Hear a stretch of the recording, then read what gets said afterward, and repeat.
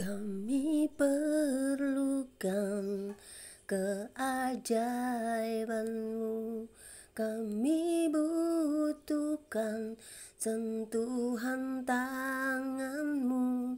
Kami tak dapat jalan sendiri. Kami perlu Kau, Tuhan. Kami perlukan setiap waktu. Kami butuhkan kasih dan rahmat-Mu. Kami tak mungkin berjalan sendiri tanpa penyertaan-Mu. Tuhan Yesus Kristus, Allah Bapa kami yang bertata di surga, kembali dengan sukacita siang hari ini. Kami boleh kembali menikmati indahnya hari ini. Walaupun cuaca agak adem dan sedikit hujan, tetapi kami akan percaya Tuhan memberikan terang pada waktunya, cahaya mentari pada waktunya. Tuhan rindu kami mau memuji memuliakan nama-Mu. Tuhan juga merindukan kami anak-anak-Mu untuk selalu datang kepadamu. Kami juga merindukan Tuhan, karena sama seperti Tuhan yang selalu merindukan kami, setiap saat kami juga merindukan Engkau.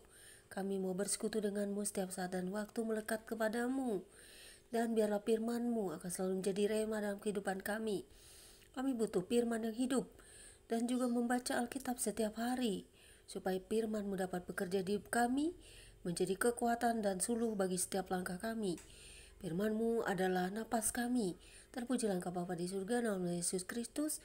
Urapan Roh Kudus-Mu selalu menyatu di dalam firman-Mu untuk dapat memberikan kepada kami hikmat dan pengertian untuk firman-Mu. Terpujilah Engkau Bapa, haleluya, amin. Pembacaan Alkitab siang hari ini kembali kita mau membuka dari Keluaran 34 ayat 1 hingga dengan ayat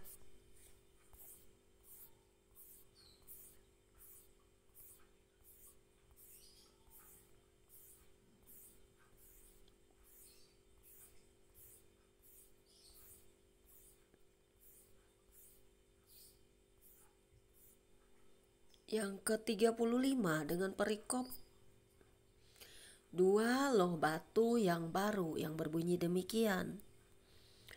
Berfirmanlah Tuhan kepada Musa, "Patlah 2 loh batu sama dengan yang mula-mula. Maka aku akan menulis pada loh itu segala firman yang ada pada loh yang mula-mula yang telah kau pecahkan. Bersiaplah menjelang pagi dan naiklah pada waktu pagi ke atas gunung Sinai. Berdirilah di sana menghadap aku di puncak gunung itu.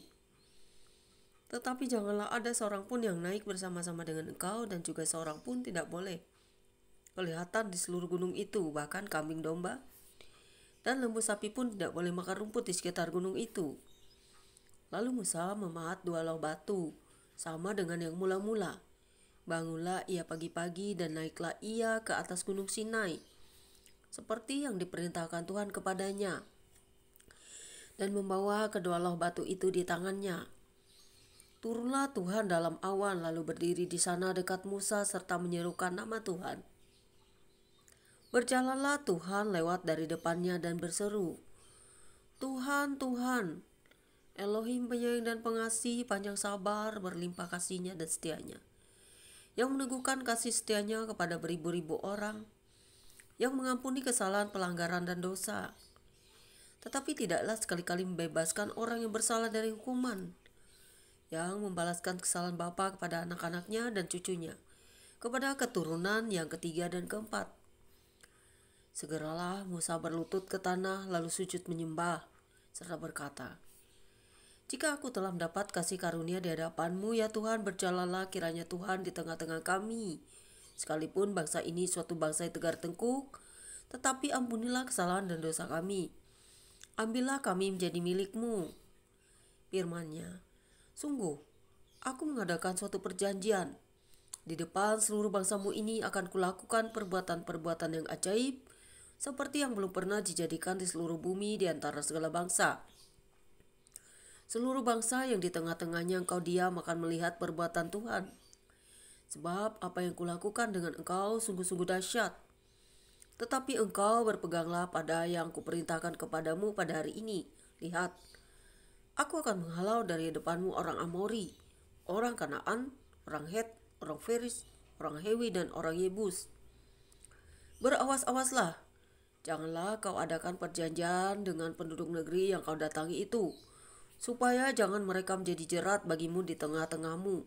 Sebaliknya, mesbah-mesbah mereka haruslah kamu rubuhkan, tugu-tugu berhala mereka kamu remukkan, dan tiang-tiang berhala mereka kamu tebang.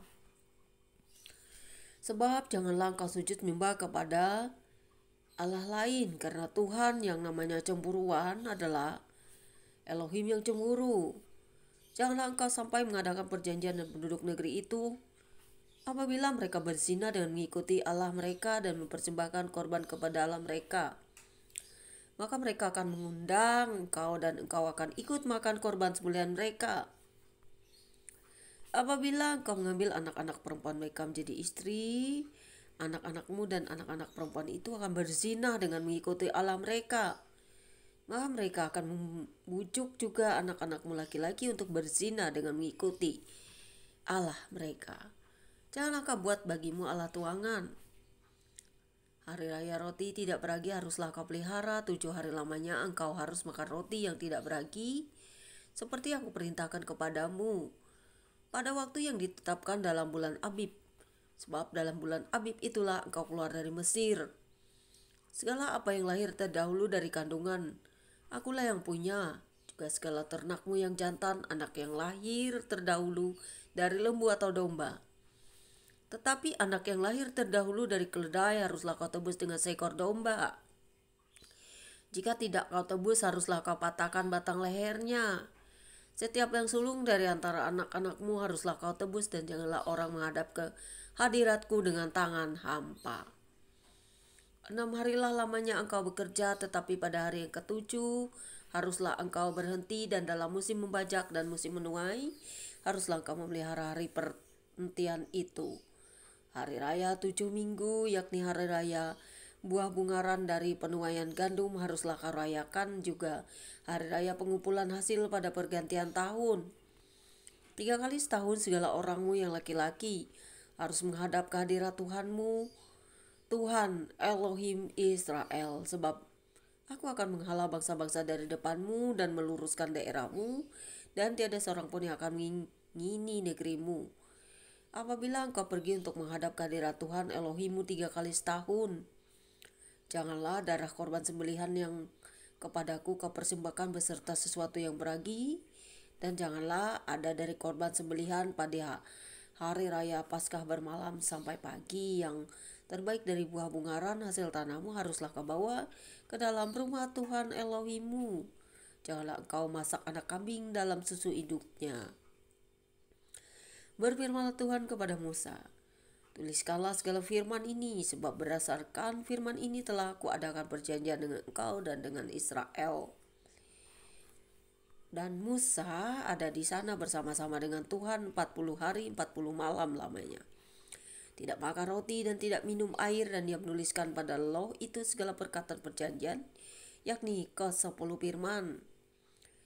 Ketika Musa turun dari gunung Sinai, kedualah hukum Elohim ada di tangan Musa. Ketika ia turun dari gunung itu, tidaklah ia tahu bahwa kulit mukanya bercahaya oleh karena ia telah berbicara dengan Tuhan.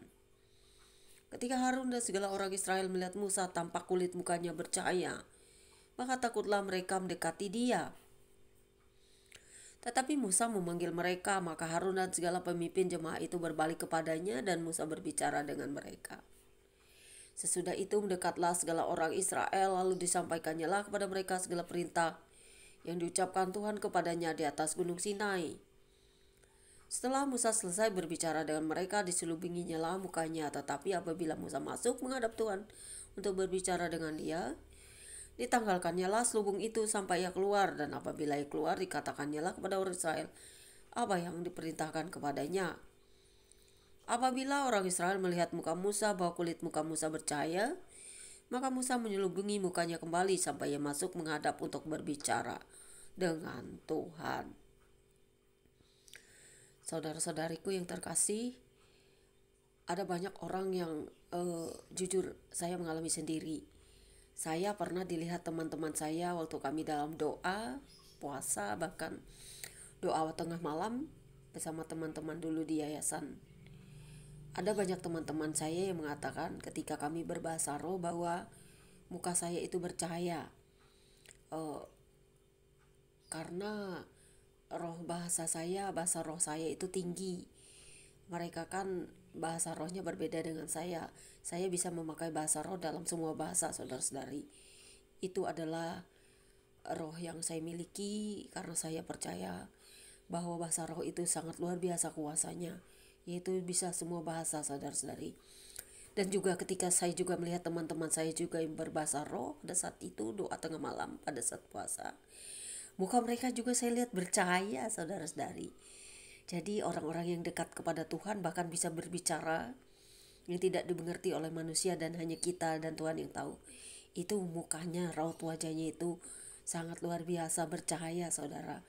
Saya mengalaminya sendiri, pengalaman pribadi, saudara, bersama teman-teman saya di yayasan.